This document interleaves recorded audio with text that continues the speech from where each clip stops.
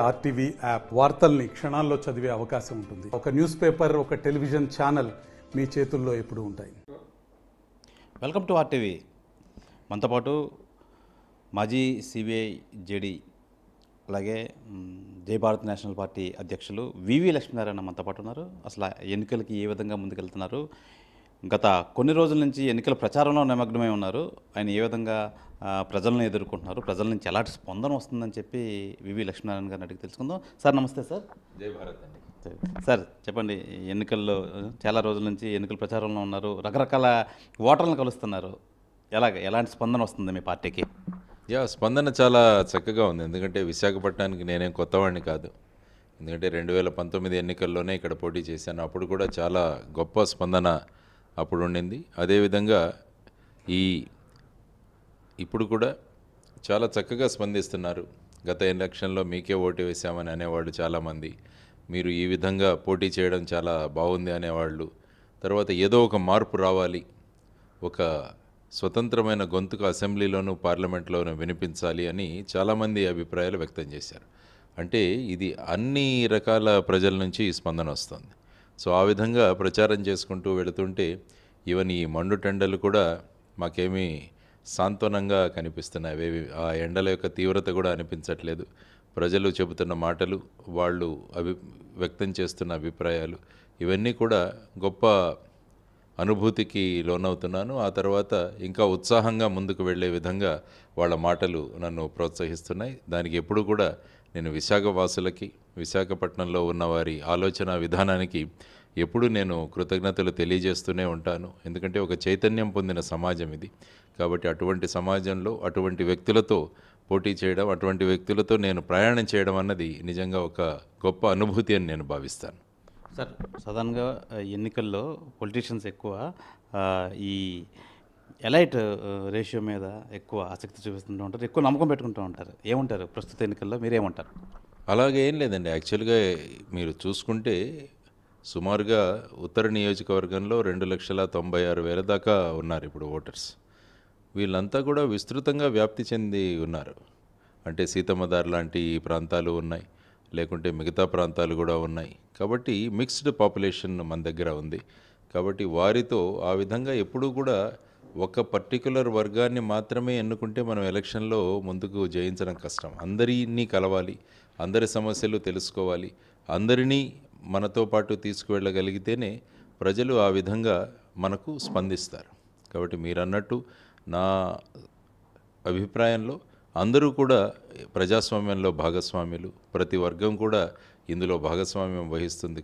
కాబట్టి అందరినీ కలవడం, అందరి యొక్క అభిప్రాయాలను తెలుసుకోవడం, తర్వాత వారు ఏ విధంగా ఆలోచిస్తారన్నది తెలుసుకొని ఆ విధంగా మన మేనిఫెస్టోలు అవి తయారు చేయడానికి మనకు చక్కగా వారి స్పందన కావచ్చు, వారితో మమేకమవడం కావచ్చు, ఇవి రెండు కూడా మనకు చాలా ఉపయోగపడతాయని నేను అనుకుంటాను. Sir, BJP central party BJP కూడా ఈ ఎలైట్ ఓట్ బ్యాంకింగ్ నమ్ముతుంది అంటారా? ఏమంటారు, మీరేమంటారు? అంటే జనరల్గా ఇంతకుముందు ఎలా ఉండేదంటే భారతీయ జనతా పార్టీ వచ్చేసి అర్బన్ ఫినామినాగా ఉండేది. ఇంతకుముందు మొదట్లో వాళ్ళు ఎప్పుడైతే 2 సీట్లు గెలుచుకున్నారో అప్పటి నుంచి వారి ప్రయాణం చూస్తే బీజేపీ జనరల్గా అర్బన్ ఏరియాలో ఎక్కువగా కాన్సన్ట్రేషన్ ఉండింది.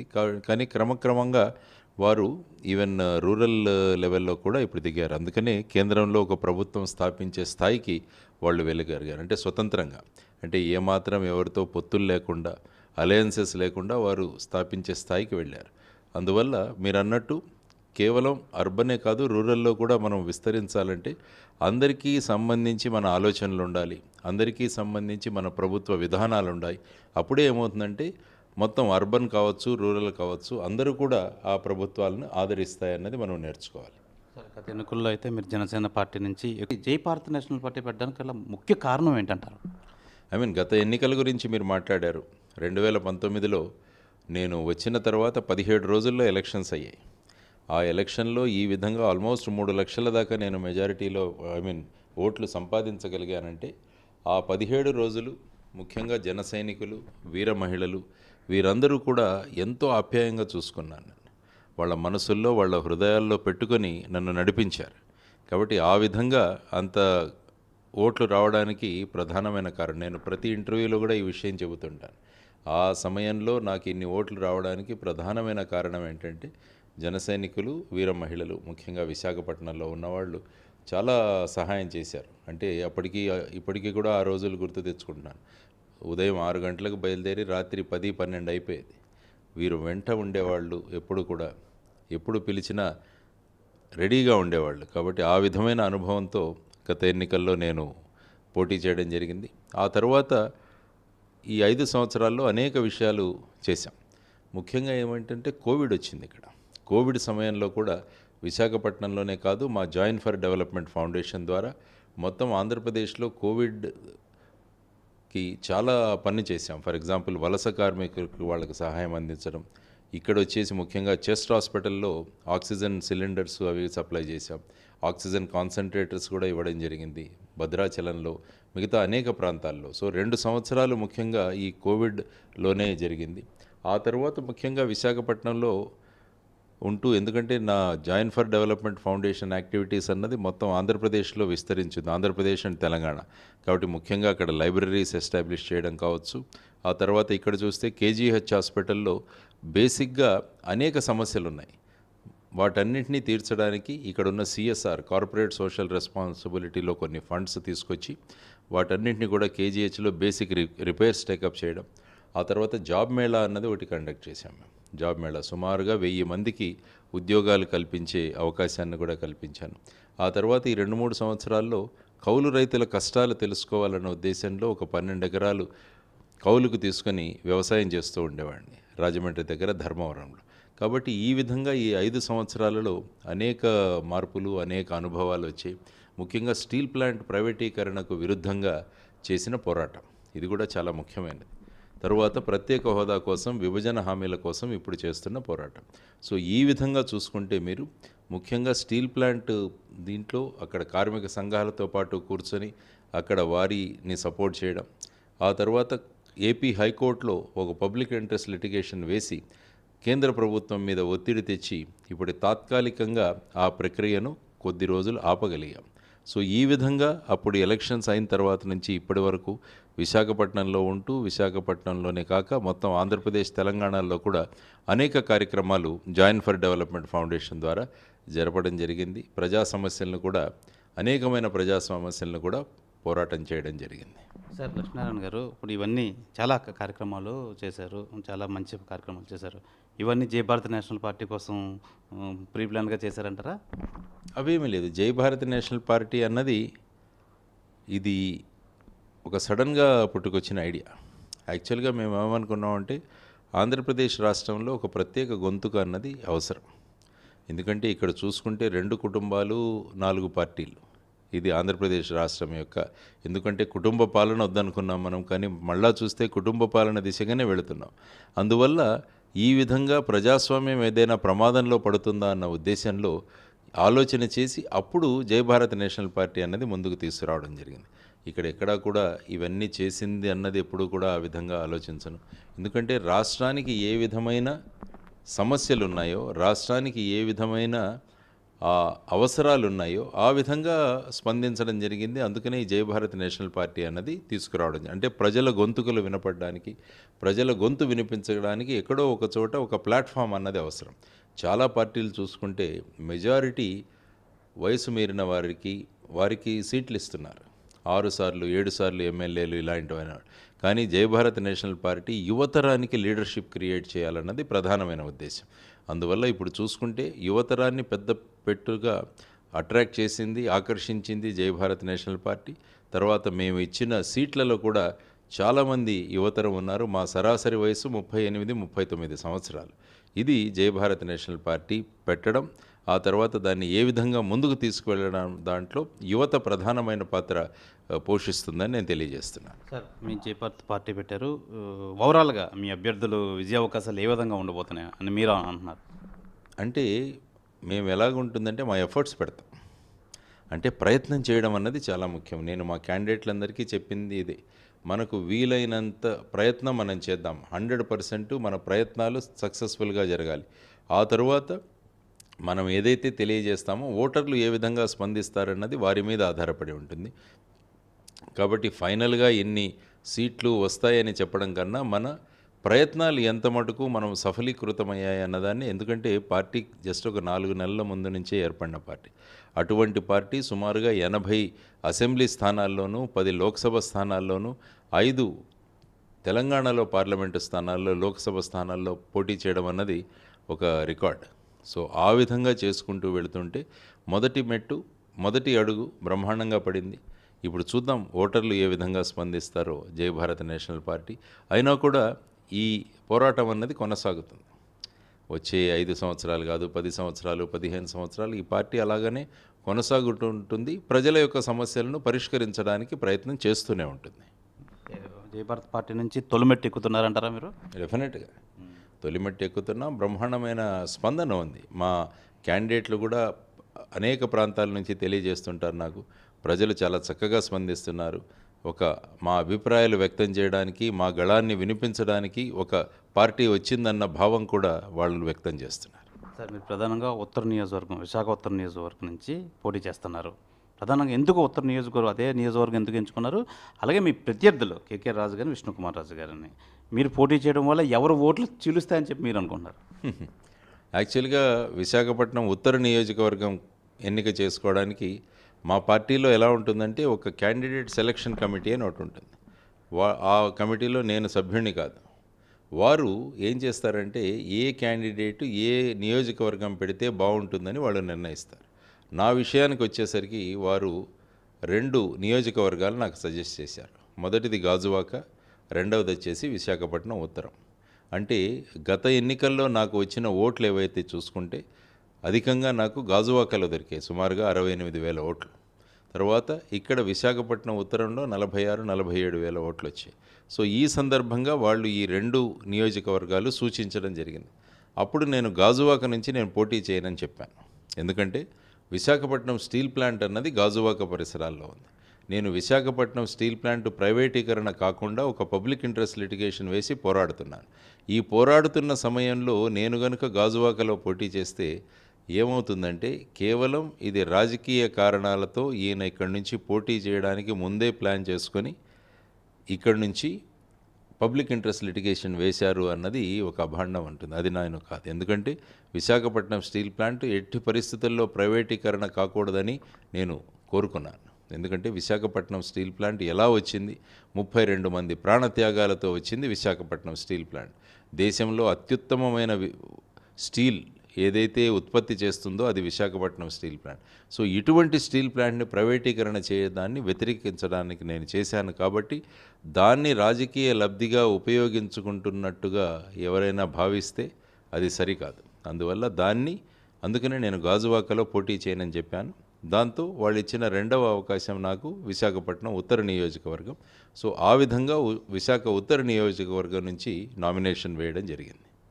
సార్, గత కొంతకాలంగా మీరు జనసేన అధినేత పవన్ కళ్యాణ్ని పార్ట్ టైం పొలిటీషియన్గా అని చెప్పి మీ వ్యక్తం పరిచారు. ఇప్పుడు ఆ ఉద్దేశం మారిందా? ఏమంటారు ఇప్పుడు ప్రస్తుత రోజులు? నేను ఎప్పుడు కూడా వ్యక్తిగతంగా ఆయన అనలేదు. ఎందుకంటే 2013 సంవత్సరం నుంచి కూడా పవన్ కళ్యాణ్ గారు నాకు పరిచయం. యాక్చువల్గా జనసేన పెట్టక ముందు గురించి కూడా మేము 2-3 సార్లు సమావేశమయ్యాం. ఒక థర్డ్ ఆల్టర్నేటివ్ ఈ రాష్ట్రంలో తీసుకురావాలన్నది ప్రధానంగా ఆయన వ్యక్తం చేశారు. దానికి అందరం కలిసి పనిచేద్దామని అనుకున్నాం. ఆ తర్వాత మళ్ళా నా డెప్యుటేషన్ అది పూర్తయి నేను మహారాష్ట్రకు వెళ్ళిపోవడం, ఆ తర్వాత ఆయన జనసేన పార్టీని ప్రారంభించారు. జనసేన పార్టీ ప్రారంభించిన తర్వాత బ్రహ్మాండమైన దీంతో వారు ముందుకు వెళ్ళారు. నన్ను కూడా వారు ముఖ్యంగా జీరో బడ్జెట్ పాలిటిక్స్ కానీ, వారి ఆలోచన విధానం కానీ ఇదంతా కూడా ఆకర్షితుడై నేను అక్కడ జాయిన్ అవ్వడం జరిగింది. వారే నాకు చెప్పారు మీరు పార్టీలోకి రండి అని.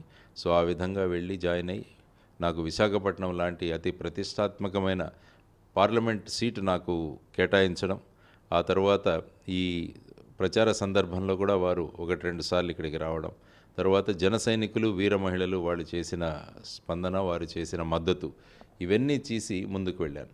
కానీ ఆ తర్వాత వారు మళ్ళా సినిమాల్లోకి వెళతాను అన్నప్పుడు నాకేమనిపించిందంటే, మనం ప్రస్థాపిత 2 పార్టీలు ఉన్నాయి మన రాష్ట్రంలో. వీటిని ధీటుగా మనం ఎదుర్కోవాలంటే మనం కూడా ఒక ఫుల్ టైంలో మనం పొలిటికల్ జర్నీ చేయాలి అని అనిపించింది. సో ఆ విధంగా ఆ సమయంలో విభేదించి వారు మళ్ళా సినిమాల్లో వెళతారు అంటే అది ఈ పార్టీ ఫుల్ ఫ్లెడ్జ్డ్గా ఎదగదేమో అన్న ఒక భావంతో నేను బయటికి రావడం జరిగింది. అయినప్పటికీ కూడా మా సంబంధాలు ఇవన్నీ కూడా అవి అలాగే కొనసాగుతున్నాయి. ఎప్పుడు కూడా వారి ఆలోచనలు వీటిని నేను గౌరవిస్తూనే ఉంటాను. దాంట్లో ఎప్పుడు కూడా ఏమాత్రం తేడా లేదు, దానిలో ఏమాత్రం డిఫరెన్స్ ఏమీ రాలేదు. కాబట్టి వారు ముందుకు వెళుతున్నారు. కాబట్టి ఆ సందర్భంగా విభేదించడం జరిగింది. కాబట్టి ఈ టీవీల్లోనూ లేకుంటే ఈ థంబ్నెయిల్స్ అలా పెట్టిండొచ్చు, కానీ నేను ఎప్పుడు కూడా పార్టీ బాగా ఎదగాలని కోరుకున్నాను. వారికి కూడా మంచి రాజకీయ భవిష్యత్తు ఉన్నారని కోరుకుంటాను. ఎందుకంటే ఎప్పుడు కూడా వారిని ఒక థర్డ్ ఆల్టర్నేటివ్గా నేను చూస్తాను. రాష్ట్రంలో ప్రస్తాపిత ఈ 2 పార్టీల ప్రయాణం తర్వాత వారి ఆలోచన విధానంతో ఆయన ఎప్పుడూ కూడా ఒక ఆలోచన, అంటే ప్రజల యొక్క సమస్యలను తీసుకువెళ్ళాలి, ప్రజలు బాగుండాలి అని కోరుకునే వ్యక్తి. ఏ విధంగా నేను అనుకుంటానో అందుకనే మొదట్లోనే 2013 నుంచేనే మేమిద్దరం కలిసి మాట్లాడుకోవడం జరిగింది. ఎందుకంటే ఇద్దరి భావము ప్రజలు బాగుండాలి, రాష్ట్రం బాగుండాలి అన్న భావాలతో ఉంటాం. కాబట్టి ఆ విధంగా ప్రయాణం చేయడం జరిగింది. సార్, ప్రధానంగా చూసుకోవచ్చు, ఇప్పుడు మీరు మీ భారత పార్టీ నుంచి ఉత్తర నియోజకవర్గం నుంచి ఎన్నుకున్నారు. అటు కూటమి నుంచి విష్ణుకుమార్ రాజు గారు కానీ, వైసీపీ నుంచి కేకే రాజు గారిని, వాళ్ళని ఏ విధంగా ఎదుర్కోపోతున్నారు అసలు మీ భారత నేషనల్ పార్టీ నుంచి? మొత్తం నోటా వదిలేస్తే మొత్తం 15 మంది అభ్యర్థులు మేము ఇప్పుడు విశాఖపట్నం ఉత్తరం నుంచి. కాబట్టి వాటిలో కేకే రాజు గారు, విష్ణుకుమార్ రాజు గారు వారు కూడా ఉన్నారు. వారితో పాటు అనేక మంది ఇతర బీఎస్పీ కావచ్చు, కాంగ్రెస్ క్యాండిడేట్ కావచ్చు, మిగతా ఇండిపెండెంట్లు కావచ్చు, వీళ్ళందరూ కూడా పోటీ చేస్తున్నారు. కాబట్టి యాక్చువల్గా ఇందులో ఇక పోటీ అన్నది కాకుండా మన భావజాలాన్ని ఎలా తీసుకువెళ్ళాలి, మన ఆలోచనలు ఎలా తీసుకువెళ్ళాలి, ప్రజల స్పందన ఎలా ఉంటుందంటే వారిని కనుక మనం కన్విన్స్ చేయగలిగితే మేము ఇది చేయగలము అన్న వారి మనస్సుల్లో ఒక రకమైన ప్రభావాన్ని మనం సృష్టించగలిగితే పోటీ అన్నది కాదు. నేను యాక్చువల్గా ఈసారి కోరుకుంటున్నది ప్రజలు గెలవాలి అని కోరుకుంటున్నాను. ఈ ఎన్నికల్లో ప్రజలు గెలవాలి. ప్రతిసారి ఏమవుతుందంటే ఎమ్మెల్యేలు గెలుస్తున్నారు, ఎంపీలు గెలుస్తున్నారు, పార్టీలు గెలుస్తున్నా కానీ ప్రజలు ఓడిపోతున్నారు. అందువల్ల ఈ ఎన్నికల్లో ముఖ్యంగా నేను కోరుకుంటున్నది ఏంటంటే ప్రజలు గెలవాలి, ప్రజాస్వామ్యం నిలబడాలి. అది ముఖ్యంగా నేను ఆలోచిస్తున్నది. కానీ ప్రత్యర్థులు ఎవరు, వీరెవరు, ఇలాంటి వాటి గురించి నేను ఎప్పుడూ ఆలోచించలేదు. నా ప్రచారం ఎలా ఉండాలి, ప్రజల వద్దకు ఏ విధంగా వెళ్ళాలి, ప్రజల యొక్క భావాలను ఏ విధంగా మనం అర్థం చేసుకోవాలి, ప్రజా సమస్యలను ఎలా పరిష్కరించుకోవాలి, వీటి మీదే నేను కాన్సన్ట్రేట్ చేస్తున్నాను తప్ప ప్రత్యర్థులు ఎవరు అని నేను ఎప్పుడూ అనుకోలేదు. ప్రత్యర్థులు అనుకోవాలంటే నోటాతో సహా నాకు 15 మంది ప్రత్యర్థులు అనుకోవాలి. కానీ వారిని ఎప్పుడు కూడా ప్రత్యర్థులు అనుకోను. ఒక ప్రయాణం చేస్తున్నాం అందరం కలిసి ఒక మంచి సమాజాన్ని నిర్మించడానికి. అందులో ఒక్కొక్కరి భావజాలం ఒక్కొక్క రకంగా ఉంటుంది. నేను ఏ విధంగా ఎవరైతే ప్రజలను వాళ్ళ భావజాలంతో, ఆలోచనలతో ప్రజల దగ్గరికి వెళ్ళగలుగుతారో ప్రజలు వాళ్ళని ఆదరిస్తారు. సో నా ప్రయత్నం ప్రజల దగ్గరికి నా ఆలోచనలు తీసుకువెళ్ళడం, ఆ తర్వాత వారి ద్వారా వారిని ఎలా గెలిపించాలి అన్న భావాలతో నేను ముందుకెళ్తున్నాను. కాబట్టి ఈ ప్రత్యర్థులు ఇలా ఎప్పుడు కూడా నేను భావించను. మాజీ సిబిఐ అధికారిగా మేము కొన్న అనుభవంతో భూ అక్రమాలపై మీకు ఎంతో నాలెడ్జ్ ఉండి ఉంటుంది. విశాఖలో జరుగుతున్న భూ అక్రమాలపై ఈ గెలుపోటములు పక్కన పెడితే ఎలాంటి పోరాటం చేయదలుచుకున్నారు? డెఫినెట్గా ఇది కేవలం విశాఖపట్నానికి మాత్రమే చెందింది కాదు. మొత్తం రాష్ట్రంలోనే భూ కబ్జాలు జరిగాయి, భూ ఆక్రమణలు జరిగాయి. 22A అని పెట్టి చాలామందిని విసిగించడం జరిగింది. వాళ్ళ దగ్గర భూములు కూడా తీసుకోవడం జరిగింది. ఆ తర్వాత అవుట్ రైట్గా భయపెట్టి భూ కబ్జాలు చేసిన సందర్భాలు కూడా చాలా ఉన్నాయి. కాబట్టి మీరు అన్నట్టు ఎన్నికలు జరిగిన తర్వాత కేవలం విశాఖపట్నం మాత్రమే కాదు, రాష్ట్రంలో జరిగిన భూ కబ్జాలపై జై భారత్ నేషనల్ పార్టీ ప్రతి ఒక్క నియోజకవర్గంలో కూడా పోరాటాలు చేస్తుంది. ఏవైతే భూములు ఆక్రమణకు గురి అయ్యాయో వాటన్నింటినీ కూడా తిరిగి ఎవరినైతే భయపెట్టి భూములు తీసుకున్నారో వారికి ఆ భూములు చెందే విధంగా చేసే ప్రక్రియ మేము కొనసాగబోతోంది. ఈ ప్రక్రియను కూడా మేము పూనుకుంటున్నాం. ఈ ప్రక్రియలో కూడా మేము తీసుకొని ఈ విషయాన్ని మొత్తం రాష్ట్ర స్థాయిలో ఈ భూ ఆక్రమణలు, భూ కబ్జాలు వీటి మీద విస్తృతమైన పోరాటం మేము ఖచ్చితంగా చేస్తామని తెలియజేస్తున్నాను మీకు. సార్, ఒక పార్టీ అధ్యక్షులుగా విశాఖలో ఉంటున్నారు మీరు. విశాఖలో గత కొంతకాలంగా గంజాయికి క్యాపిటల్గా అనుకున్నారు. అలాంటిది ఇప్పుడు డ్రగ్స్ కూడా తోడయ్యాయి. మీరు చూస్తున్నారు, మనం చాలా పెద్ద మొత్తంలో డ్రగ్స్ అయితే పట్టుబడ్డాయి. ఈ విషయంలో అరికట్టడం విషయంలో వైసీపీ విఫలమైందని మీరు భావిస్తున్నారా? ఏం చెప్తారు, మీరేం చెప్తారు? ఎందుకంటే ఇంతకుముందు ఎలా ఉండేదంటే ఈ గంజాయి డ్రగ్స్ అనేవి కేవలం సిటీస్కు మాత్రమే పరిమితమైంది. అంటే ముఖ్యంగా విశాఖపట్నం కావచ్చు, మిగతా విజయవాడ ఇటువంటి ప్రాంతాలు. కానీ గత 5 సంవత్సరాలుగా మీరు చూస్తే ఈవెన్ గ్రామాలలో కూడా ఈ గంజాయి ప్రభావం ఎక్కువైపోయింది. ఈవెన్ తెలంగాణలో చూసుకున్నా కూడా అదే విధంగా ఉంది. మనం సోషల్ మీడియాలో చూడవచ్చు, చాలామంది చిన్న పిల్లలు 4, 5, 6 తరగతులు చదువుతున్న పిల్లలు కూడా వీటికి బలి అవుతున్నారు. మొన్న ఒక సైకియాట్రిస్ట్ కలిశారు. ఆవిడేమన్నారంటే, సార్ మా దగ్గరికి ఈవెన్ 4వ తరగతి చదువుతున్న పిల్లలు కూడా మా దగ్గర కౌన్సిలింగ్ కోసం వస్తున్నారంటే ఈ గంజాయి డ్రగ్స్ యొక్క ప్రభావం ఎంత మితిమీరిపోయిందో అన్నది మనం తెలుసుకోవచ్చు. డెఫినెట్గా ఇది ప్రభుత్వం యొక్క బాధ్యత. మీరు చూసుకుంటే 3000 కిలోల హిరాయిన్ ఏదైతే మనకు ముంద్రా పోర్ట్లో పట్టుబడిందో, ఆ ముంద్రా పోర్ట్లో పట్టుబడినది కన్సైన్మెంటు విజయవాడ నుంచి ఎవరో తీసుకొచ్చిన సంఘటన, విజయవాడ మరియు కాకినాడకు సంబంధించిన వాళ్ళు. అదే మొన్న వచ్చిన 25,000 కిలోలు 25 టన్స్ ఏదైతే ఇక్కడ విశాఖపట్నం పోర్ట్ ట్రస్ట్లో వచ్చిందో అది కూడా ఇక్కడ విశాఖపట్నంలో ఉన్న కంపెనీ తీసుకొచ్చిన కన్సైన్మెంట్. అంటే ఇంత పెద్ద పెట్టున్న డ్రగ్స్ ఇక్కడికి వస్తుంటే మరి అది ప్రభుత్వం ఫెయిల్యూరే కదా. గంజాయి ఎక్కడ పండుతుందో ప్రభుత్వానికి తెలుస్తుంది. మన రిమోట్ సెన్సింగ్తో మనం గమనించగలిగితే ఏ ఏ ప్రాంతాల్లో ఏ ఏ పంటలు పండుతున్నాయనేది మనకు క్లియర్గా తెలుస్తుంది. కాబట్టి ఆ ప్రాంతాలలో ఆ గంజాయిని ఎందుకు ప్రభుత్వం నిరోధించట్లేదు, నిషేధించట్లేదు అన్నది ముఖ్యంగా ఆలోచించాలి. వన్స్ ఎప్పుడైతే సోర్స్ను కనుక మనం కట్ చేయగలిగితే ఆటోమేటిక్గా దాని సప్లై రవాణా అన్నది తగ్గిపోతుంది. సో ఇప్పుడు గ్రామాలకి ఇది చేరిందంటే సోర్స్ను కట్ చేయలేకపోతున్నాం. దాని వెనకాల కారణాలేంటి? ఏవైనా రాజకీయ కారణాలు ఉన్నాయా? ఎవరైనా డ్రగ్ మాఫియా అందులో దిగిందా? ఇవన్నీ కూడా బయటికి తీయాల్సిన అంశాలు. కాబట్టి నేను అనుకోవడం ఖచ్చితంగా ప్రభుత్వం యొక్క ఫెయిల్యూరే. ఎందుకంటే ఈ డ్రగ్స్ వల్ల ఒక యువతరం, ఒక జనరేషన్ పాడైపోయే అవకాశం ఉంటుంది. అందువల్ల దీనిలో ప్రభుత్వం బాధ్యత వహించాల్సిన అవసరం చాలా ఉంది. మన విశాఖపట్నం డ్రగ్స్ పట్టుబడగానే 2-3 రోజులు పేపర్లలో రాజకీయ పార్టీల వాళ్ళ పేర్లు వచ్చి, ఈ ఎవరైతే వ్యక్తి ఆర్డర్ ఇచ్చారో వాడికి వీళ్ళు బంధువులని, వీళ్ళ దగ్గర వీళ్ళు పనిచేస్తారని, ఆయన వీళ్లతో దిగిన ఫోటోలు, వాళ్లతో దిగిన ఫోటోలు, ఇవి ఒక వారం రోజులు నడిచాయి. అంటే ఈ డ్రగ్ దీని వెనకాల ఉన్న వ్యక్తులు ఎవరైతే ఉన్నాయో వారికి రాజకీయ పార్టీలతో ఉన్న వాళ్ళతో సత్సంబంధాలు ఉన్నాయన్నది తెలుస్తుంది. అందువల్ల ఈ డ్రగ్స్ నిరోధించడం, డ్రగ్స్ను కంట్రోల్ చేయడం అన్నది it is the responsibility of the government. కాబట్టి గవర్నమెంట్ ఈ విషయంలో ఎందుకు ఇంత ఉదాసీనంగా ఉంది అని వాళ్ళు ఏమంటారంటే, మేము ఇన్ని కిలోలు పట్టాము, ఇంతకుముందు ఇన్ని కిలోలు పట్టారు, ఈ విధంగా మాట్లాడుతున్నాం. మీరు సోర్స్లో ఎందుకు కట్ చేయలేదని నేను అడుగుతున్నాను. గంజాయి ఎక్కడ పండుతుందో మనకు తెలుసు. కాబట్టి వాటిని కనుక మనం నిరోధించగలిగితే ఈ డ్రగ్స్, గంజాయి యొక్క విస్తారం ఏదైతే ఉందో, వ్యాపకం ఏమైతే ఉందో, ఏ విధంగా అవి చిన్న చిన్న గ్రామాలకు చేరుతున్నాయో వీటిని కంట్రోల్ చేయవచ్చు. సో మీరన్నట్టు yes, it's a failure of the government, there is no doubt about it. Sir, ఉత్తర నియోజకవర్గంలో మీరు విజయం సాధిస్తే మీరు ప్రజలకు అందుబాటులో ఉండరు అని చెప్పి ఒకానొక సందర్భంలో మీ ప్రత్యర్థులిద్దరూ అన్న మాటలు అయితే ఉన్నాయి. దాని గురించి మీరు ఏమంటారు? అంటే ఇదే అంటాను, ఈ ప్రత్యర్థులు వాళ్ళు నన్ను ప్రత్యర్థులుగా భావిస్తున్నారు. నేనేంటంటే ప్రజలకు ఎలా ఉంటారు, నేను ఇక్కడే ఉన్నాను విశాఖపట్నంలో గత 5 సంవత్సరాలుగా కూడా. సిరిపురంలో ఉండేవాడిని, ఇప్పుడు ఇక్కడికి మారాను. సో ఇక్కడే ఉంటాను, there is no question about it. అంటే ఏంటంటే ఇటువంటి కారణాలు చెప్పి వాళ్ళు ఏ విధంగా మనల్ని డిఫేమ్ చేయాలన్న దీంట్లో ఉన్నట్టుగా అనుకుంటారు. వాళ్ళిద్దరూ ఉత్తర నియోజకవర్గంలో ఉన్నారు, మీరు ఉండట్లేదని వాళ్ళ అర్థమా ఏంటి? ఏమంటారు, మీరేం చెప్తారు? తెలియదు. మరి ప్రజల గుండెల్లో నేనున్నాను, ప్రజల హృదయాల్లో ఉండడం, ఒక ప్రదేశంలో ఉండడం ముఖ్యం కాదు, ప్రజల గుండెల్లో ఉండడం అన్నది ముఖ్యం, ఆ విషయం. కాబట్టి నేను మొన్న ఇచ్చిన మేనిఫెస్టోలో కూడా నేను తెలియజేశాను స్పష్టంగా, 24/7 ఇక్కడ నన్ను గెలిపిస్తే నేను ఉంటాను. ఈవెన్ అదర్వైజ్ ఆల్సో నేను విశాఖపట్నం నుంచే ఆపరేట్ అవుతాను.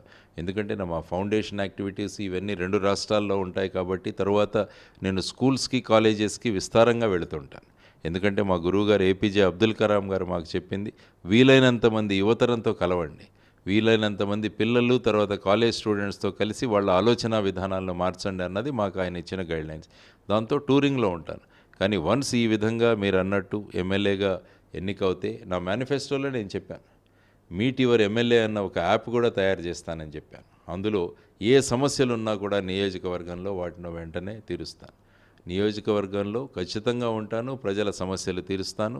ఇది కేవలం ఒక నియోజకవర్గం కాకుండా మొత్తం విశాఖపట్నం తరువాత మొత్తం రాష్ట్రం, ఈ అన్నిట్లో ఉన్న సమస్యలు మేము వాటికి పరిష్కారాల కోసం వెతుకుతాం మా జై భారత్ నేషనల్ పార్టీ తరపున. సార్ ఇప్పుడు నియోజకవర్గం ఉత్తర నియోజకవర్గం అభివృద్ధి అసలు సాధ్యమే అంటారా? వాళ్ళకి ఎలాంటి భరోసా, ప్రధానంగా ఎలాంటి భరోసా ఇస్తారు మీ నియోజకవర్గం, మీరు పోటీ చేస్తున్న నియోజకవర్గం నుంచి?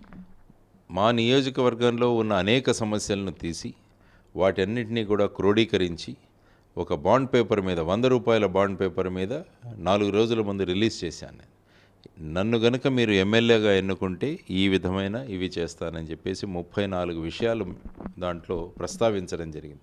ముఖ్యంగా మీరు అన్నట్టు డ్రగ్స్ గురించి, ఆ తర్వాత మహిళలు, వాళ్ళ ఉద్యోగాలు, తర్వాత యువతరానికి కావలసిన ఉద్యోగ అర్హతలు, వాళ్ళలో ఉన్న నైపుణ్యాల అభివృద్ధి, వీటన్నిటి కోసం ఏమేం చేస్తాను, లైబ్రరీస్ కావచ్చు, నాలెడ్జ్ హబ్ కావచ్చు, స్కిల్ డెవలప్మెంట్ సెంటర్ కావచ్చు, కల్చరల్ సెంటర్ కావచ్చు, ఆ తర్వాత డ్రైనేజ్ సమస్య కావచ్చు, నీటి సమస్య కావచ్చు, యాక్సిడెంట్ల సమస్య కావచ్చు, ఇళ్ల సమస్యలు కావచ్చు, లేకుంటే కొండవాలు ప్రాంతాల యొక్క సమస్యలు కావచ్చు, తర్వాత కేజీహెచ్లో వీరు ఎదుర్కొంటున్న సమస్యలు కావచ్చు, వీటన్నిటినీ కూడా పొందుపరిచి ఒక 34 హామీలు ఏవైతే ఉన్నాయో 100 రూపాయల బాండ్ పేపర్ మీద రిలీజ్ చేయడం జరిగింది. వాళ్ళు ఆ విధంగా ప్రచారం చేయనప్పుడు నేను అదే అడుగుతున్నాను, మీరు కూడా 100 రూపాయల బాండ్ పేపర్ మీద ఇవ్వండి, మీరు ఏం చేస్తారో నియోజకవర్గానికి అన్నది అందరినీ నేను కోరుతున్నాను. ఈవెన్ తెలుగుదేశం అధ్యక్షుడిని, వైఎస్ఆర్సీపీ అధ్యక్షుల్ని, వీరిద్దరినీ కూడా అడిగాను. మీరు వెళ్ళి ప్రతి సభలో ఇది చేస్తాం అది చేస్తామని చెబుతున్నారు, మీ మేనిఫెస్టోలు రిలీజ్ చేస్తున్నారు, ఆ మేనిఫెస్టోలు పేపర్ మీదే ఉంటున్నాయి, కానీ దానికి ఒక న్యాయపరమైన శాంక్టిటీ ఇవ్వడానికి నేను వాళ్ళని అడుగుతున్నాను. ఒక 100 రూపాయల బాండ్ పేపర్ మీద రాసి మీరు రిలీజ్ చేయండి. రేపు మీరు గనక ఈ మేనిఫెస్టోలో ఉన్న అంశాలను రేపు మీరు గనక వాటిని పరిష్కరించకపోతే, వాటిని అమలు చేయకపోతే మరి ప్రజలు ఎక్కడికి వెళతారు? ఇప్పుడు ఈ బాండ్ పేపర్ అన్నది, స్టాంప్ పేపర్ అన్నది ఉంటే ప్రజలు కోర్టులోకి వెళ్ళొచ్చు, పోలీస్ స్టేషన్కి వెళ్ళొచ్చు. ఆ విధంగా కమిట్మెంట్ అన్నది తెలియజేయాలి. సో నేను చేయాల్సిన అంశాలు ఏవైతే ఉన్నాయో 34 అంశాలు స్పష్టంగా ప్రజలందరికీ తెలిసే విధంగా 100 రూపాయల బాండ్ పేపర్ మీద రిలీజ్ చేశాను. ఇది కమిట్మెంట్, నాకున్న కమిట్మెంట్. కాబట్టి ఈ 5 సంవత్సరాల్లో ఈ సమస్యలన్నింటినీ నేను పరిష్కరిస్తాను. నేను ఏం చేయాలనుకుంటానో వాటికి చేస్తాను. ప్రతి 3 నెలలకి ఎమ్మెల్యే ప్రోగ్రెస్ రిపోర్ట్ అన్నది కూడా ప్రజలకు ఇస్తాను. అంటే స్కూల్ పిల్లలకు, మన పిల్లల ప్రోగ్రెస్ రిపోర్ట్ కోసం మనకి ఏ విధంగా 3 నెలల్లో వస్తుందో ఎమ్మెల్యే ప్రోగ్రెస్ రిపోర్ట్ అన్నది కూడా నేను ప్రజలకు ఇస్తాను. ఆ విధంగా వ్యక్తం చేయడం జరిగింది నేను. Thank you sir, thank you very much. మరో 3 రోజుల్లో ఎన్నికలకు వెళ్ళబోతున్నారు. మీరు కంపల్సరీగా విజయం సాధించాలని చెప్పి మేము కూడా ఆశిస్తున్నాం. All the best sir. ధన్యవాదాలు. ఇది ప్రధానంగా వివి లక్ష్మీనారాయణ గారు అయితే తెలియజేస్తున్నారు. జై భారత్ నేషనల్ పార్టీ నుంచి మాకు 34 అంశాలతో మేము పక్కా క్లారిటీగా ఉన్నాం, కంపల్సరీగా విజయం సాధించి ప్రజలకి చేరువలో ఉంటాము, కంపల్సరీగా అభివృద్ధి పనుల మీద మేము దృష్టి సారిస్తామని చెప్పి వివి లక్ష్మీనారాయణ అయితే తెలియజేస్తున్నారు. కెమెరామెన్ అజయ్తో శివరామకృష్ణ, RTV, విశాఖపట్నం నుంచి. మరిన్ని వీడియోస్ కోసం ఛానల్ ని సబ్స్క్రైబ్ చేయండి, లేటెస్ట్ అప్డేట్స్ కోసం వాట్సాప్ ఛానల్ ని ఫాలో చేయండి, అండ్ లింక్ డిస్క్రిప్షన్ లో ఉంది.